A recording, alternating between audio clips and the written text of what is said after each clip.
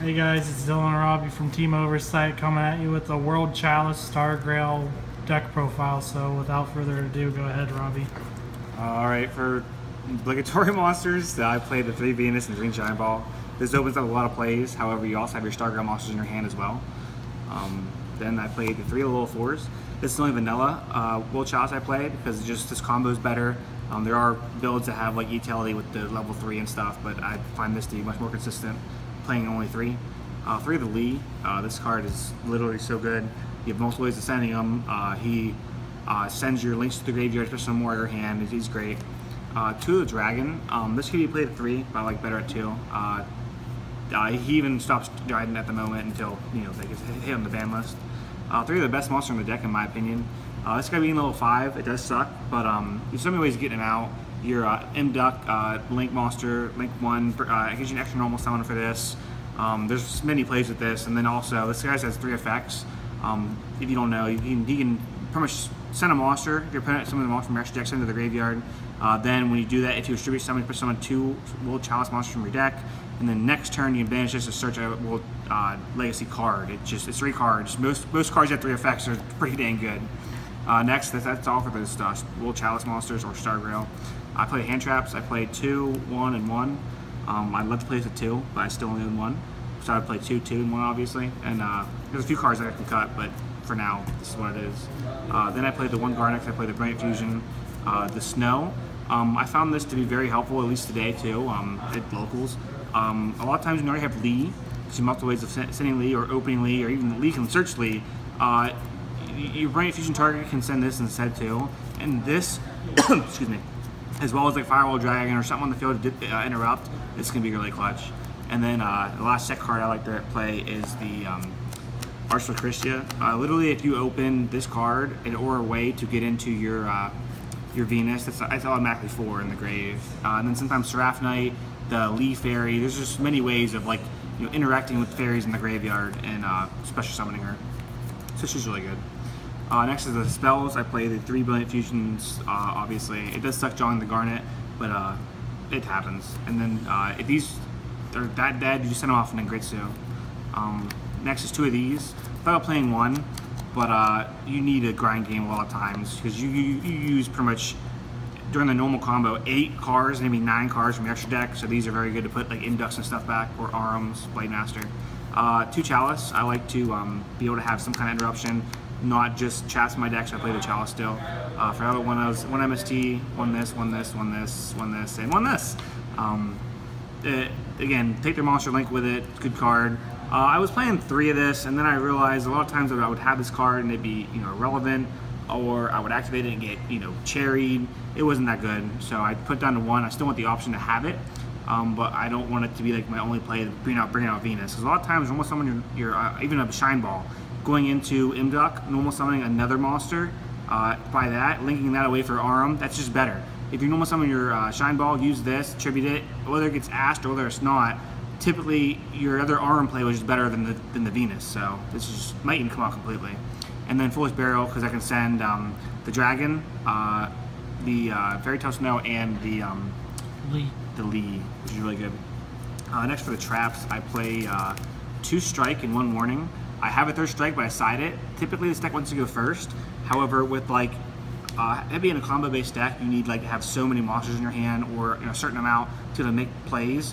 When I'm going first, I want to have some disruption, as well as then Gritsu draws me 3 cards, and the combo literally goes Emerald, draw a card, and then Gritsu 3, draw 3. So you have a chance of still drawing into these, but not having so many that your normal, when you first start your combo, it doesn't clog your hand with too many of them. And then I play 1 of this because it's a blowout when you go first, and I always want to go first. And then I main deck this as well because typically, again, you make your first board and you don't have, there's plenty of spells in here, but typically you just out. Hopefully your opponent can't play under this, but it works out sometimes. Other times they clear your board, but it's still a good card. 40 cards? 42 cards right now. What I did was I added the Snow and the Foolish Burial at the last minute. Oh, sorry, Snow and the Mind Control at the last minute. And I didn't want to take any cards out, so it worked out the way it is right now. It might go to 40. I could, I guess, cut some cards, but I also want to put another Ash, so it might go up. Who knows? For the side, the 3 of these, I never sided them in today. 2 of this, never sided it in. strike. I never started doing one first because I was playing against like a whole bunch of the burn decks, the trick stars. So I ended up siding in like these, and this. These are just better sides. I always sided out my strikes against them because they obviously burn deck. You don't want to hurt yourself with strikes and whatever. So these are always just better. Next is these, and then these. I never sided in these or these. I don't know what I'm gonna do with this stuff, but again, board wipes, it's scary unless you have like the Ibs in the field, Priestess, and then these are typically at our locals. We have a lot of people playing the Undestroyable Crystal Wing with Wind Witches, or even deities playing Crystal Wing. This is literally to take Crystal Wing. Like, it's just that simple. That's the end of the extra or the side deck, and then the extra deck. I played the 3M Duck, no Link Spider. You don't need it. This is just better. 3 of this. You play 2 of this when it comes down, when you need a Proxy Dragon. It's actually better to play 2 of this, but you need to play 3 if you're going for the combo to draw 3 on your first turn, or whenever really.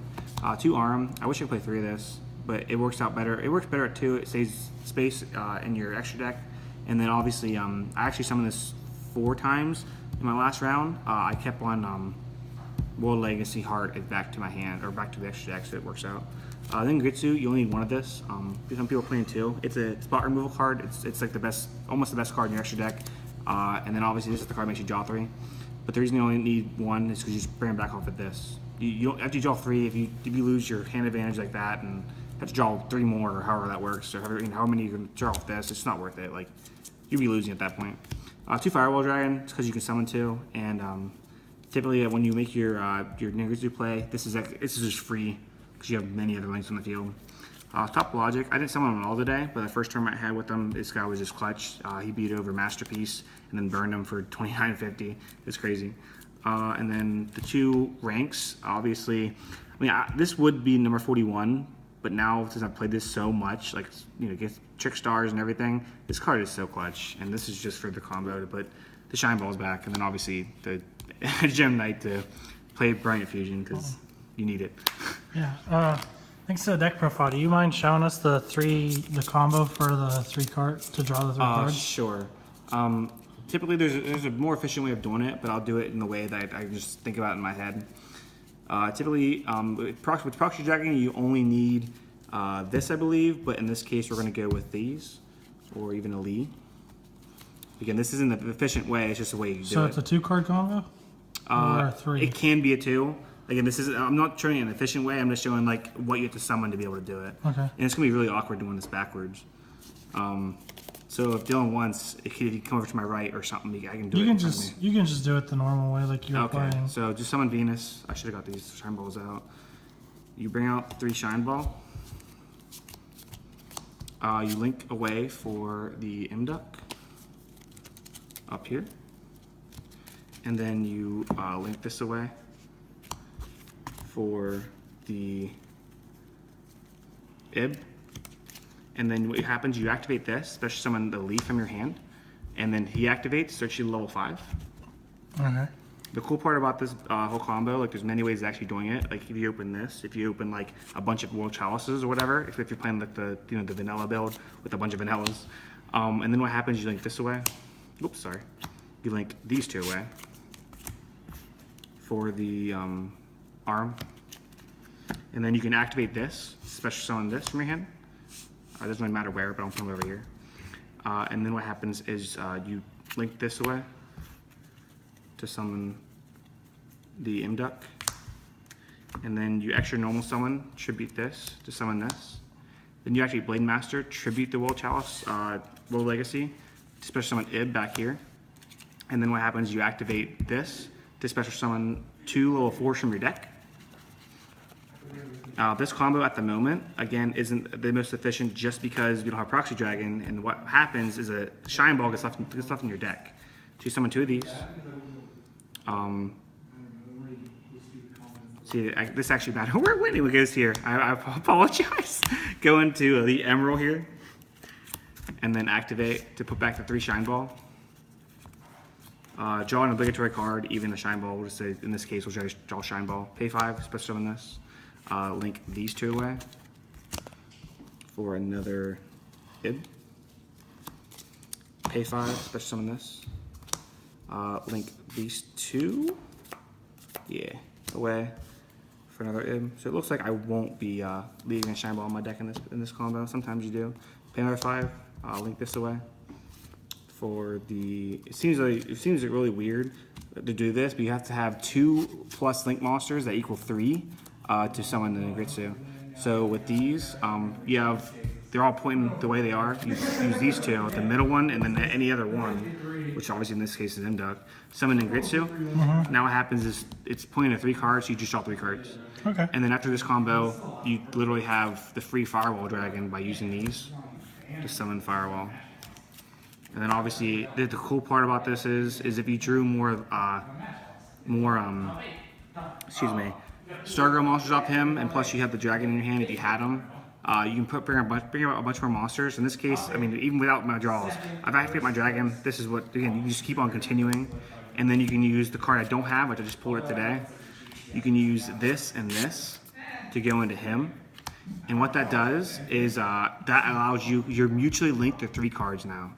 And what happens is you can bounce on your opponent's turn or yours 3 more cards on the field or in the graveyard to the hand. But again, I didn't have this card, so every single time I made him, it was only 2. But because this is the only reason you play this at 1, if you have it, is just to do that.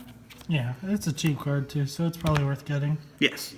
Just to test out. Yep. Well, thanks for the combo on the deck profile. Like, comment, subscribe, guys.